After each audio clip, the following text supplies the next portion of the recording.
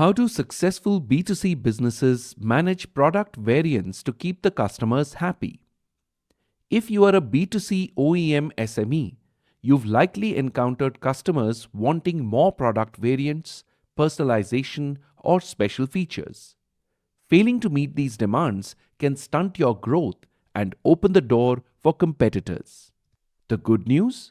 By applying the F.A.C.T.O.R framework, you can systematically build the agility needed to offer diverse product options and do so without overburdening your team or budget.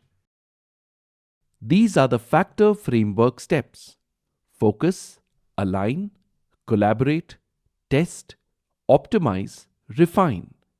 We will tell you what you need to do for each framework step and how you can do it.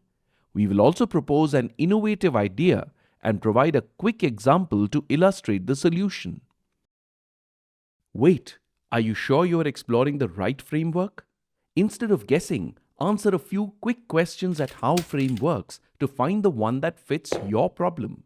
Once you have the right framework, download our implementation guides and execute it step by step. You can also download pre-designed Excel dashboards to track your progress, all in one place. Join howframeworks.com today and take control of your growth one smart decision at a time.